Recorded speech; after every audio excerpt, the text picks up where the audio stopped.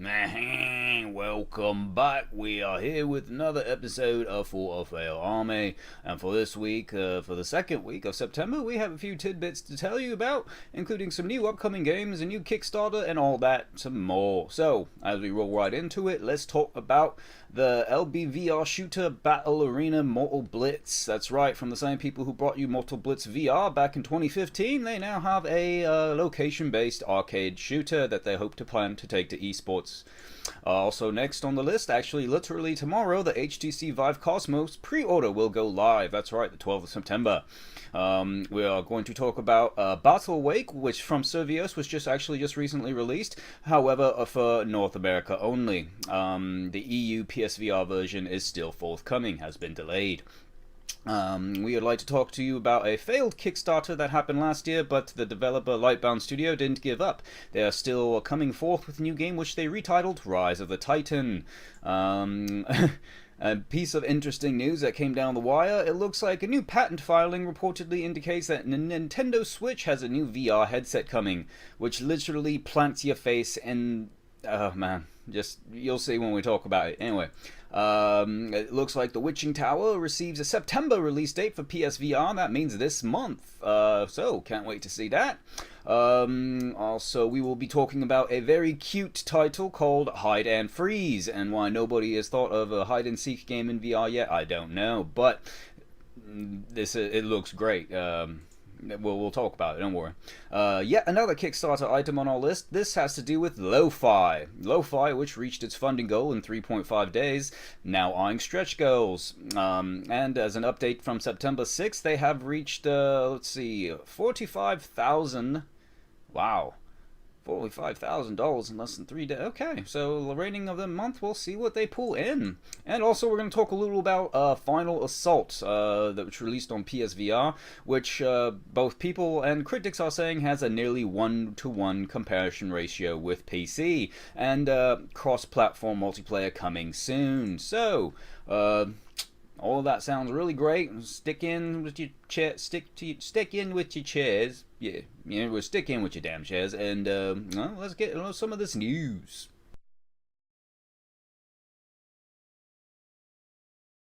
Hey, okay, so thank you for staying past the intro, and quick shout out to all my lovely fans, subscribers, and followers. We are planning another giveaway here soon, so stay tuned. It might just pop up, you never know. And if you subscribe, then of course you'll get that notice and the chance to redeem that code first, as it is a first come first served basis. Because when we've done live giveaways before, no one has participated. Meh. Anyway. We're going to talk about the Korean developer SKonec Entertainment, who has a long and varied history in their virtual reality world. They have basically released, let's see, what was it? Well, MortalBlitz is, the main popular one. They've released others, but they developed MortalBlitz for Samsung Gear VR back in 2015.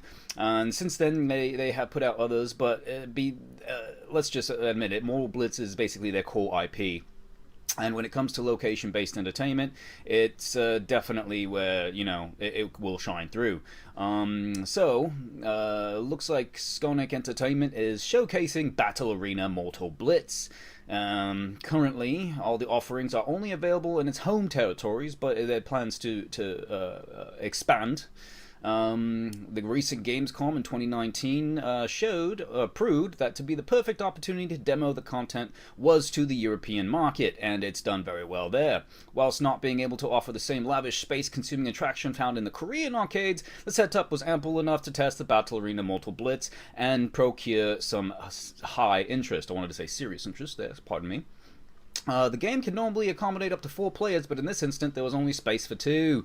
Honestly, this may have worked in their favor because a deadly game of cat and mouse between, 2 individual people offered pure deathmatch scenarios that were, exceptionally fast, entergenic, and created quite a buzz, and a lot of people were asking about it.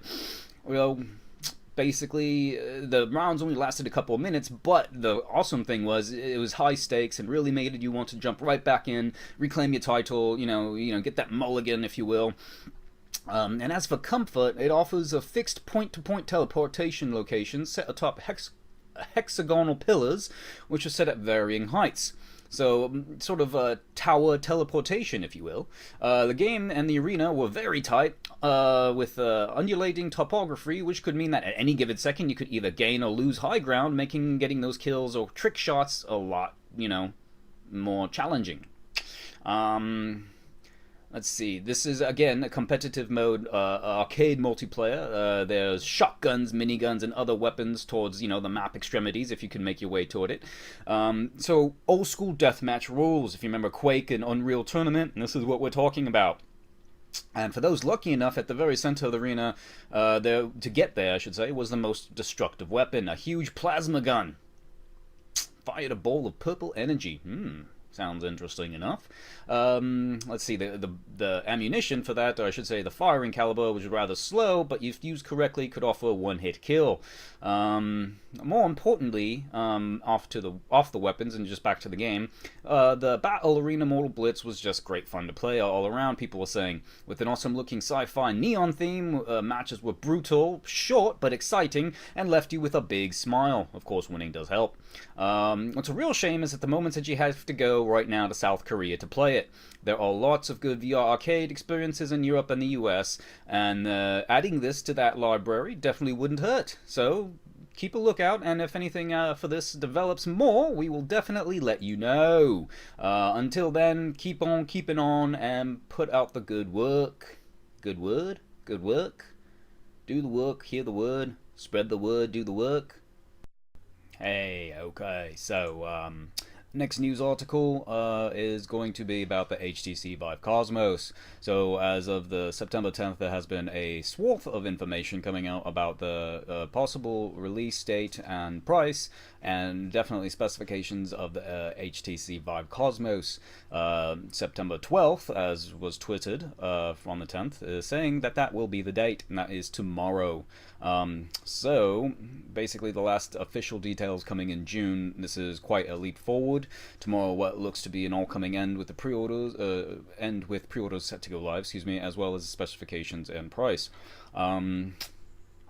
Basically, the price has been cropped up a couple times unofficially as $6.99 UK, previously appearing on websites like Argos, and there's also a very fair conjecture that the price sits very well between the original Vive and the Index, proving that, well, until we see specifications, that this is probably going to be a strong second to the Valve Index, which is the upper echelon for the PC VR tethered world.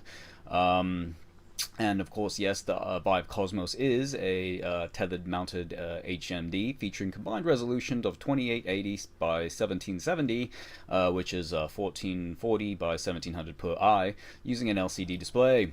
So this looks to be the direct competitor to Rift S. The new device also boasts a 6-lens inside-out tracking arrangement, which should give excellent coverage from room-scale experiences as well as keeping controllers in view. There's other features including a hinged front to easily drop in and out of VR, a vented removable faceplate designed to help keep users cool while offering future upgrade possibilities, and of course the industry standard 90Hz refresh rate. So there's a lot, to be seen here. There's very few people that are not excited about this in the VR world, Also, there's a question of the smartphone support, which was originally in the reveal, but at the time it was assumed the ViveCosmos would be run via smartphone, but that was soon debunked, and technically there has been no further mention of a portable device of any sort, so hopefully we might see all that being cleared up tomorrow. Basically, this is also worrying a lot of people that this might now phase out or replace the original HTC Vive from 2016, as we have seen a lot of other manufacturers cleaning up or reorganizing their lines and removing the originals and support for it in favor of the more upgraded version. We will see what HTC does, but just for now, and as well as everything else, if anything else comes of this in terms of news, updated news, we will try to get it to you, and if it's groundbreaking enough, we might just do a solitary video on the thing, and then we'll get it to you that way. Alright, peace out. Hey, and the next news article we're going to talk about comes from Survios. Thank you, Survios. The next new title, the first title launch from 2019 is Battlewake. Battlewake done phenomenally at Gamescom and at PAX, and now it's released. It released yesterday on September 10th. Also, just to let you know, it released on all platforms, including PSVR. However, the European PSVR version has been delayed with no hard set date or launch for that given. They just said that there are technical issues for the EU territories, and now it is listed as coming soon. This does not affect the North American PlayStation VR version. So we've talked about Battlewake before, and if you haven't, please go back and check out some of those casts. This now will feature both single player and multiplayer modes, with a big emphasis on multiplayer. You basically play as one of 4 pirate lords with your own particular boats and abilities. These are, more magical powers that gives you edge in battle. You can summon tsunamis, have a attack boost, speed boost. There's a lot of things you can do in the game. Think of it as sort of like a tank combat, or not really Mario Kart. There's no racing, but it's fun. It's unique. Leave it to Survios to do something like this. They have a great pedigree, a great history, and we're still looking forward to The Walking Dead Onslaught later this year. So there's also a 20-chapter campaign with each pirate lord having 5 missions, which you can also complete solo or in co-op. That's right. And then there's a 4-player multiplayer warfare mode where it's open warfare, but there's also changing objectives during the match. And then of course there's a 10-player all-out deathmatch mode. One for all and all for me. Battlewake has done very well in terms of reception, and it did again very well at the most recent cons. Right now there's a limited time launch discount, with the price of launch being $29.99, and additionally from the 19th to the 22nd of September, the VAL Virtual Athletics League will be hosting a Battlewake competition where players can win cash and physical prizes worth well over $10,000, including an HTC Vive Pro, which is up for grabs. The competition is international, so there's still time to sign up. The official website also lists the participating VR arcades, and for further updates, you can check out the Survios, again, homepage. And if anything else, like usual, comes up about this title, we will definitely let you know. But we recommend you check it out. Okay, so we are now bringing to you news from Lightbound Studios. Lightbound Studios is basically an indie developer who's creating a game which takes heavy influence from the likes of Shadow of the Colossus. Unfortunately, they failed a Kickstarter crowdfunding campaign last year, but the developer said that they would not give up.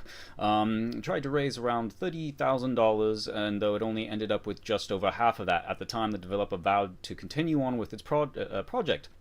So now it has a 2020 release window instead of 2019, which makes complete sense. It's due for release on Rift and Vive, though the team says that it will try to release on Quest if possible.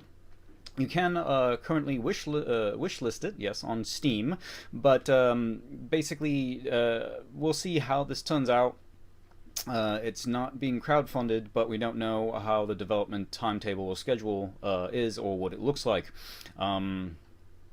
The name did change as well. I don't remember what it was before.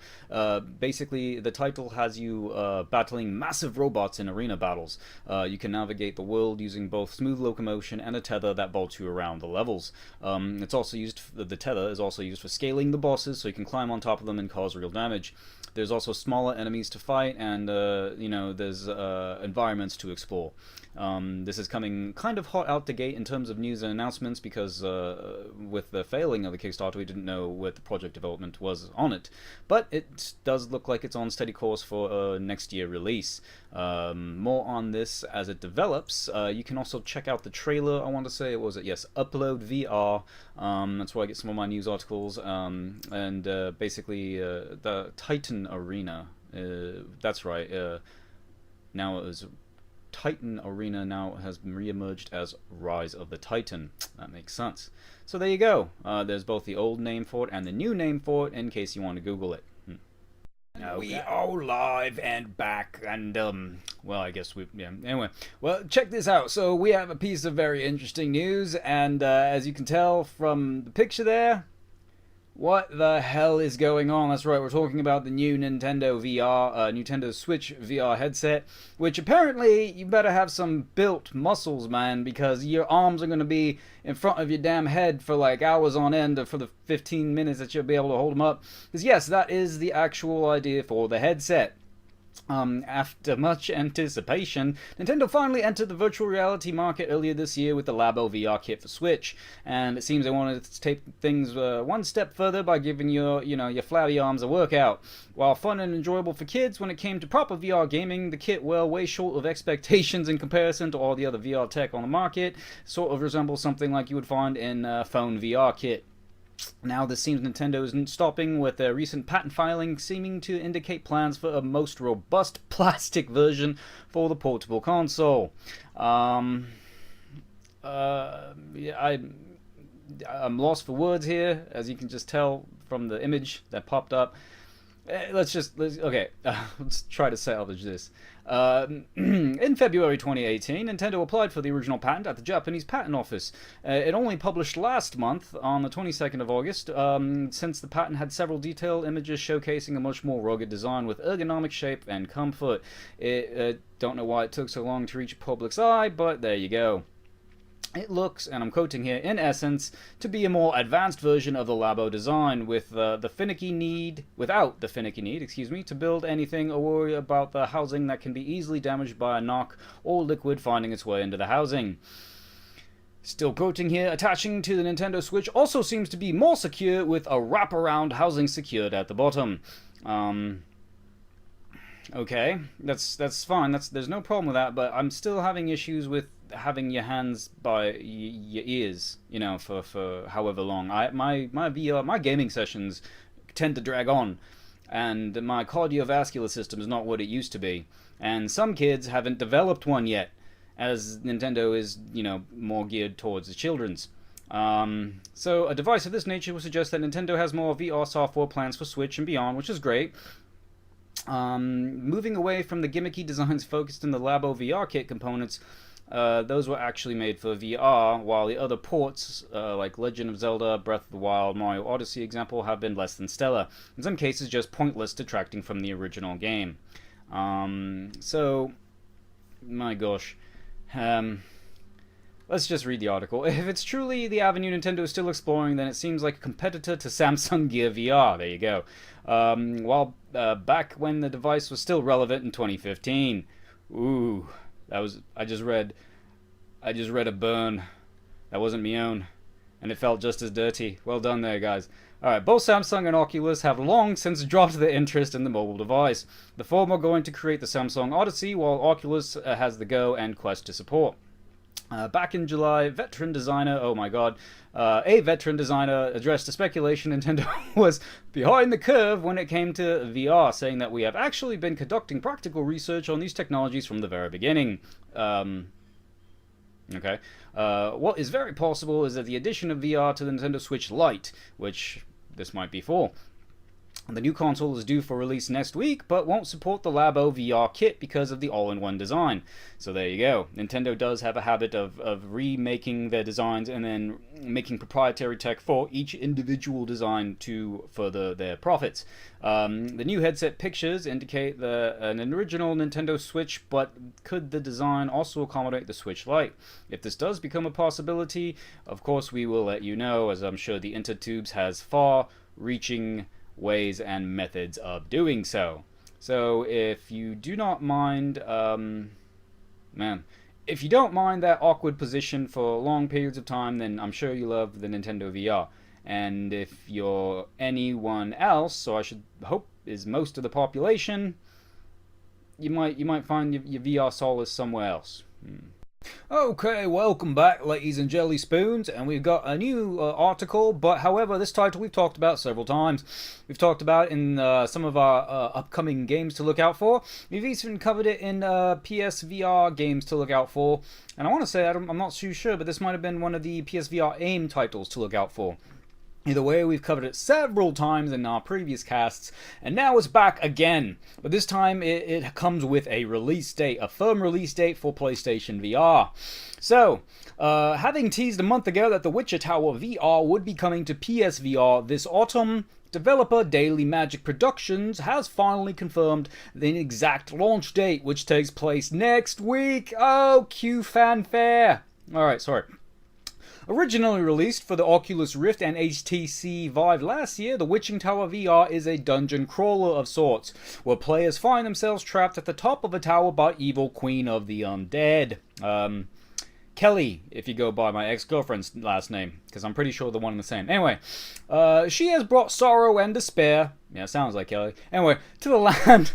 You just so happen to be the only one who can stop it, playing a girl called Anna who possesses magical abilities. So, once free from your cell, you have to descend through the tower, destroying the Queen's deadly monsters en route, as well as plenty of puzzles. That's right, brain teasers. So, to face the deadly hordes, you can choose between melee combat, carving them up with a few choice blows of your sword, or because you are heading down the tower, equipping your bow and taking a few long shots helps to whittle them down. On the magic side, there are options to grab items at a distance, so telepathy, or for saying what cannot be normally seen, such as enemies or particularly puzzle clues. They both work. Yeah. So, there was a great PC review when it first came out. I want to say it about 3 or 4 stars, depending on which outlet you talk to. But that's while it doesn't break new ground or offering anything quite unique, it's still an enjoyable title experience for those who love this genre of video game. And when I say the genre, it's definitely VR, but sort of like RPG/Castlevania-ish. And I'm only saying Castlevania-ish in terms of relation to the setting, the theme. Also, the PSVR version will be a straight port of the PC edition, featuring all the current updates and improvements Daily Magic Productions has made over the past year since its release on PC. The Witching Tower VR is scheduled to launch on 17th, that's right, the 17th of September, which is just a little over a week now, on PlayStation VR. In most territories, I should say. Also, don't know which ones they're not getting, but we'll try to get that information out to you as soon as we can. Basically, I'm going to continue coverage of this title in our upcoming PSVR related titles. We're still looking extremely forward to Gorn, as we've talked about in our last cast, as well as Iron Man VR, and there was another one. Oh yeah, The Walking Dead Onslaught by Servios, yes. And not to mention, we would like to see if the Arizona Sunshine's DLC would like to, release by the end of this year. And if that happens, we will of course let you know. So, as we continue along, we are nearing the end of our news update. We'd like to talk to you about Hide&Freeze. Now, undoubtedly, as a child growing up, you may have played, of course, Hide and Seek, and this new title, Hide&Freeze VR, is a very interesting take on the child and very popularized classic, that game that undoubtedly we have all played. I believe I'm on solid ground to say that. And there's no beating around the bush. This is a new project from Improvive, a fascinatingly experimental VR developer that has very little interest in ways, or terms of, following wave shooter or beat slicing trends. And Amica, for example, is a VR dancing game where multiple players control different pairs of hands. Another title, Stickman Reality, meanwhile, is an eye-opening animated short. So they at least have some experience in the VR, avenue. Granted, this work isn't as polished as some top-selling VR games, but its mission is to unearth genuinely different experiences that is admirable at the very same time, as well as providing loads of replayability and great moments.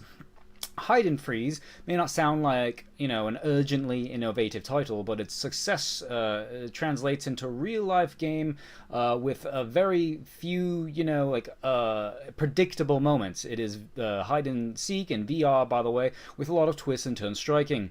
For example, in one level, the hiders are miniaturized and forced to take shelter among toys and bedrooms and the floor. The seeker, appearing as a giant, then has to scour every nook and cranny of the room before the time runs out. Things, of course, quickly give way to a flustered series of shouts and screams as your prized hiding space is, of course, discovered. If you get caught, you can be frozen, but then another player can tag you to free you. Sort of like old school hide-and-seek rules, but also very reminiscent of Dead by Daylight gameplay mechanics, where you might be down and out for the count, but a teammate can, of course, bring you back into the action. The dynamics, of course, turn into a squeamish game of cat and mouse, but it's very fun and rewarding. There's also plenty of great ideas here. In the bedroom level, the Seeker can pick up toys in hopes of finding hiders taking, shelter beneath. Hiders can scale bookcases and pose next to identical figurines, action figures as they're called, in hopes of fooling the enemy. I should say avoiding, contact, but fooling the enemy. It works. A little janky as the result, but still, it wasn't long before, you realize that this is very fun. You're all laughing together, having a blast in VR, and there's also a series of desperate escapes and surprise events. It's inescapably rough around the edges, though. The game doesn't give any sort of visual indicator of when a player is hiding inside of object, so it often looks like they're just, clipping with textures. This might be fixed, as this game is just recently new, but it also doesn't help that the environments look like they're, lifted straight from a Unity asset store. Yeah. But hey, again, this is stuff that all can be fixed. If the gameplay mechanics are there, I strongly feel like this is a contender for a very popular VR title. The game could definitely do with a tune-up on the presentation side to make it an overall more attractive and professional looking package, but I'll worry about that as long as the gameplay is solid, which it seems like it is. Hide&Freeze will be releasing later down the line. There are 3 maps in the works for now. Improvise says it's considering both an arcade release and a launch in home headsets. And again, highly recommend you check this title out because it offers great laughs, great fun gameplay, and great memorable moments. It also will bring you right back to your childhood. Let's see. What's next? Next. Hey, alright, and we are nearing the end of our casts with 1 or 2 more articles to talk about, and our next article, second to last, is about another Kickstarter indie darling. This actually is terms of Lo-Fi. Now, you may have heard of Lo-Fi as of late. I may have even mentioned it, but have not covered it yet, because I wanted to see how it was doing. And basically, I want to say on September 2nd is when the Kickstarter started. Lo-Fi, which launched, was aiming to raise roughly around $45,000 in 30 days for an ambitious VR title. The game is set in a cyberpunk world from the mind and creator of Blair Renaud.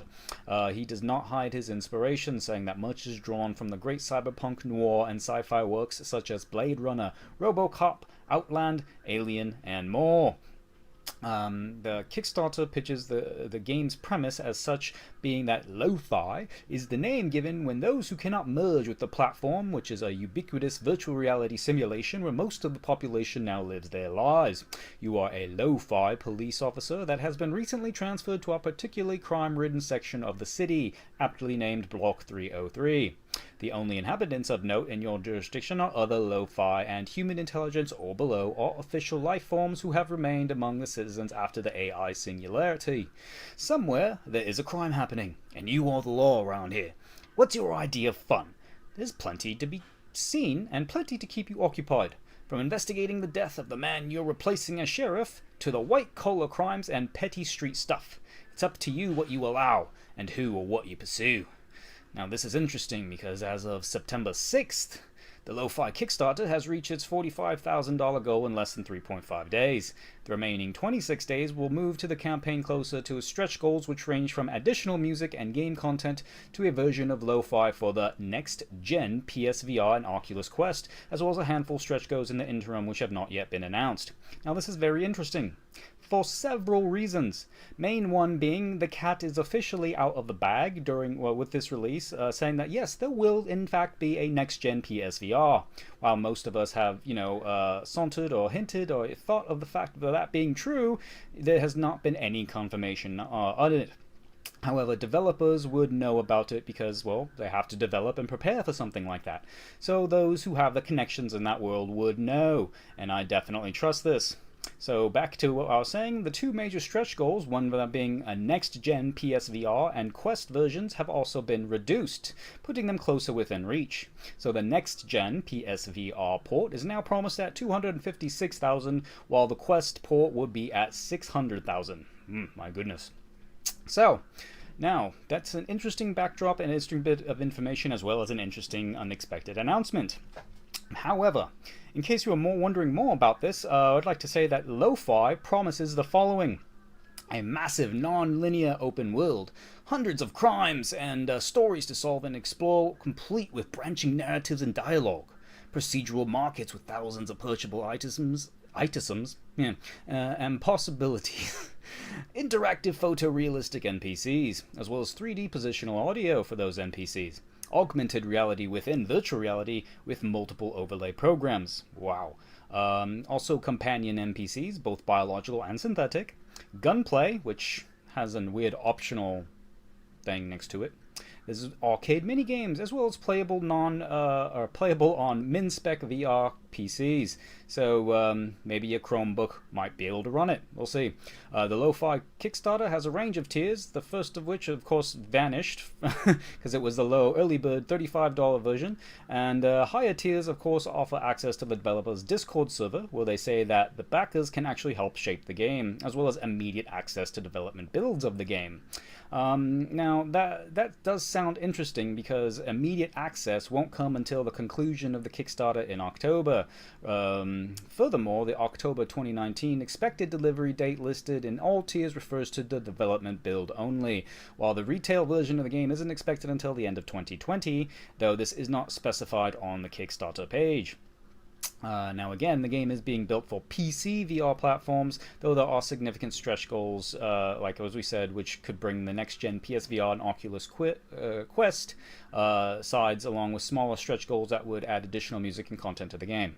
So this isn't bad, especially from an individual indie developer who ran a successful Kickstarter for the game Technolust, a similarly themed VR title which raised over $64,000 back in 2014.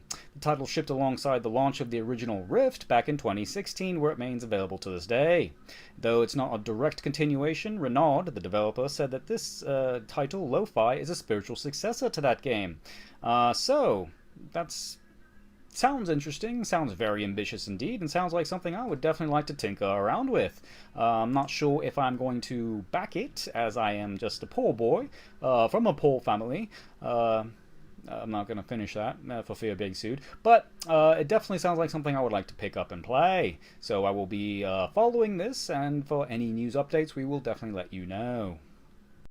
Rounding out the last of our news for this week, we would like to talk about a new PSVR title that is just about to release. It is called Final Assault. We have talked about it before, and now we have a small coverage to give to you. Basically, as some of the reviews and people are saying, that it offers a nearly one-to-one, comparatively with PC, and that is cross-play coming soon. Final Assault brought cartoony World War II real-time strategy action to PC VR when it launched earlier this year in May. Now it is bringing that same action along with a few updates to the PSVR console platform. As taking control of a mini-army and one of Final Assault's colorful little mini-maps is an absolute blast. The simplistic lane-based layout for each area and variety of units to base a strategy around were an absolute delight to play with. Many thought that the strategic core Final Assault was tight when it was reviewed in May. So, one of the direct reviews, reading verbatim, says, "After over 9 hours of gameplay, I can say that Final Assault makes good on the original promise of Advance Wars and games similar to it, gleefully brandishing its room-scale rendition of all-out war under a delightfully stylized layer of World War II paint." That sounds kind of rad, actually. And what they are saying is that the PSVR version does not change much. The control layout feels nearly 1-to-1 comparative ratio with the PSVR motion controls. Maps and units still have their lighthearted visual design, and the UI is easy to manage as the action grows intense. Basically, from what the CEO says, Phaserlock Interactive, development team behind this, is that there is nothing different from any of the other headsets. Almost everything that did change was graphic and script, Phaserlock CEO Michael Dobbert told during a PAX meeting. It's working cross-platform right now, and what they really want to do right now is achieve a balance between all platforms. Final Assault is currently available on Steam and will be coming to PSVR closer to the end of this year in 2019. In fact, it was one of our titles that we said to look out for before the end of 2019 for PSVR on our previous casts.